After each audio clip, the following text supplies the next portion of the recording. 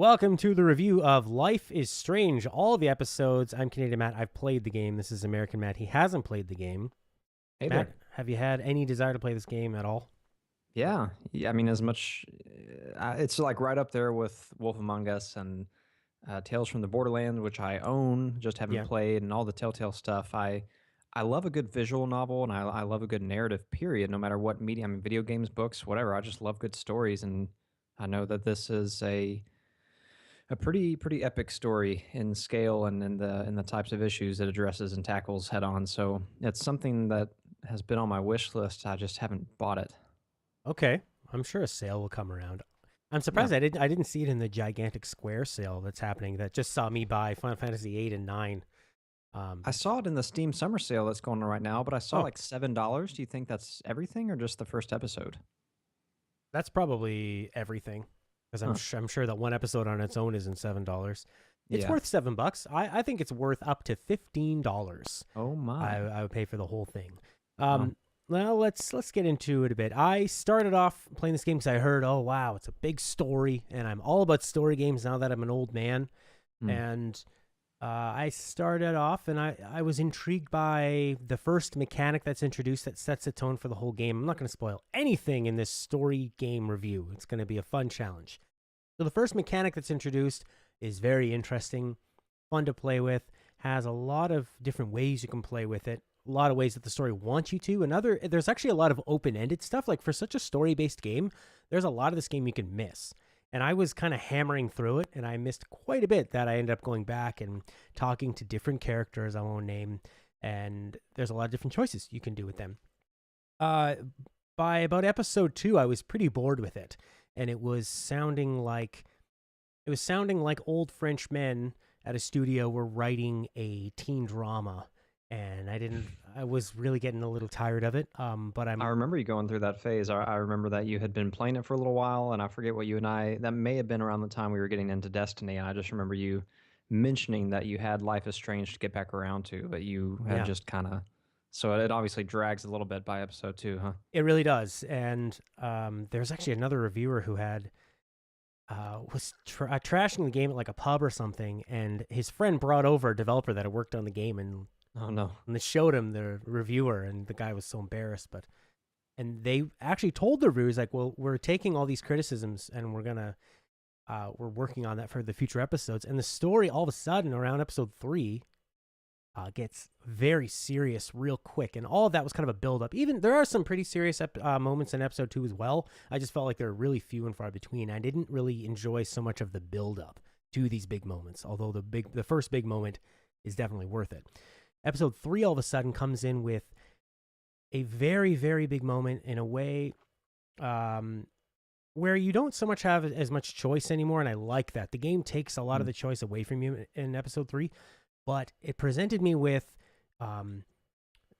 It presented me with moments that I still think about from time to time, and what would I do in that situation? And even if I didn't have as much of a choice, like player agency wise, it still stuck with me and resonated with me. And it's a question I've asked many other people, like, what would you do in this kind of situation? And that was really powerful. And once that happened, I was stuck, and I stuck in a good way, and I wanted to finish the game off.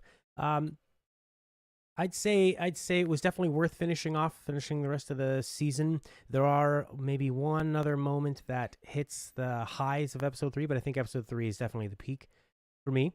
The finish felt pretty satisfactory on a story level, and the very ending, kind of after I thought it was already over, is another pretty big moment. So in terms of Mm. story beats, I'd say over the whole arc, it's worth playing. And there are some moments that I've never really experienced in another story game. I mean, some of the Telltale games as well. That's such a good comparison as the Telltale games.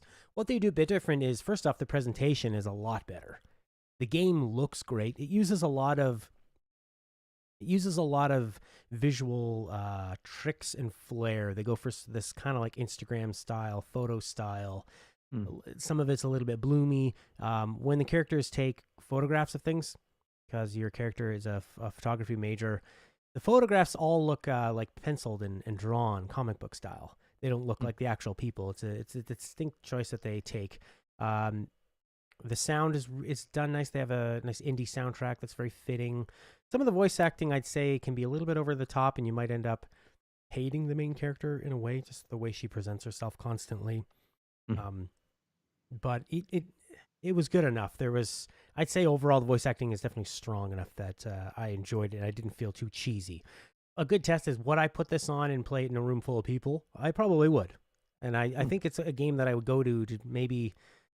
I love a game that you could put on and people who've never played video games might see it on the TV and be interested enough to go. I tried to show it to my girlfriend, and I thought she would love it. She loves drama. All the shows she watches are these horrible things happening to people, but this game is too intense for her.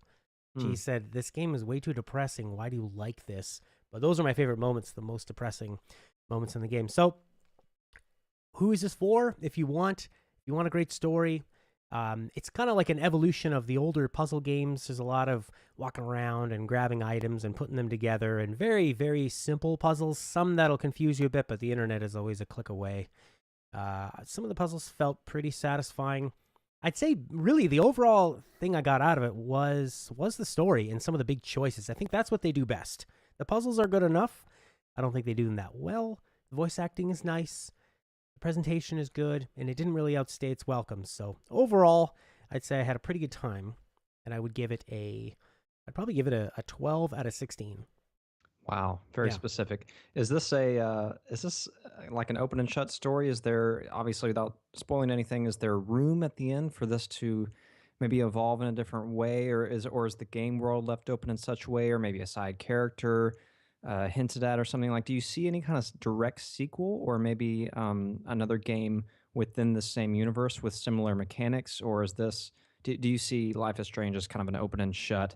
They're done with that narrative completely, and it's time to move on to something new. In the least spoiler way I can put it, I feel like they told the story they wanted to tell with this certain mechanic and addressed all of the consequences and actions around that mechanic in a way that I really don't see a sequel. However, I would like to see this style of game continued on, this sort of this polished Telltale Games format. And I would like to see it refined in a way where there's a little bit less walking around and grabbing things and more of those big story moments and build-ups. Because there were some things they did in here that were really well done. I think it's definitely worth going through. And at the very worst, it's you. Sometimes there was moments where I'm like, what am I doing? What is this? Like, I'm watching Twilight or something. But there were some other moments that hit later on that I think are worth it. And I would love to see their next project in this style and see what they can do once they've learned a bit from it. And maybe something more mature would actually be pretty lights out, because they hit on some I was really surprised how deep they went, and how emotional in a very serious way, and just about the really serious consequences of life that I was totally not expecting them to go, and that hit me the hardest. And I applaud them for going all that far. So they did a pretty good job in that manner. And I mean, that's really it. If you can get it for $20, I'd say give it a spin. If you know somebody that wants, what did I say before? 15? Have I talked myself into $20 now? Yeah, we're just going up and up. Simmer down. Can I hear 22? Nah, 20 Canadian, 15 American. Okay. I'd grab it on sale. If anything, if you can play any of the episodes, I'd play episode 3. And I was even going to ask, because I've seen a couple times, kind of like with PlayStation Plus, you get some of those episodic games, you'll get the first episode for free. If somebody picked up just this first episode, if somebody wanted to dip their toe and see what they think about Life is Strange, do you think somebody playing through the first episode would have a good enough idea of whether or not they'll appreciate the entire series, or do you think you have to persevere to at least the third episode to really get the core of what makes this game enjoyable and the narrative so powerful? Yeah, the first episode does a pretty good job of dipping your toe in, but it's definitely in the shallow end of the pool. It doesn't even come close to some of the bombshells that are going to happen later on. I would go through to episode 3 to see if you want to finish the whole thing off, and I really think that that's the climax of the whole series. There's some big moments in 2 as well that are good, but I mean there were just so many low points around that I almost forgot about that moment in 2.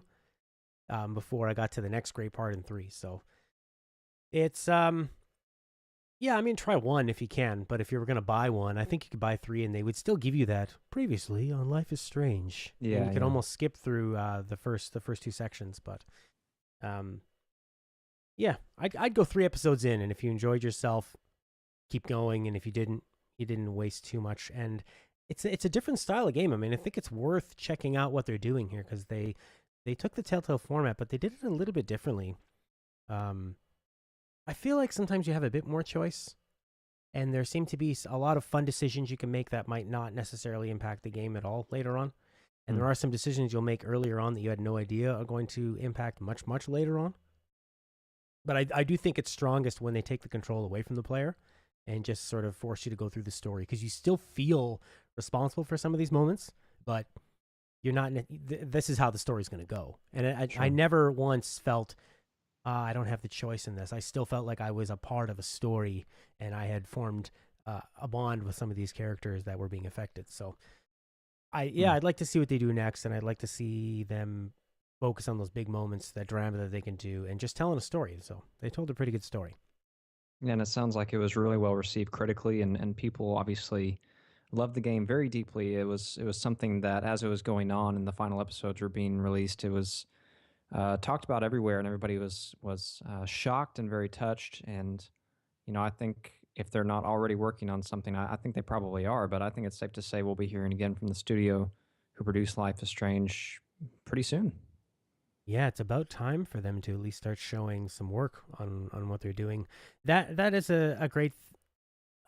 They touched on a few elements, some high school life stuff. Bullying is a big one.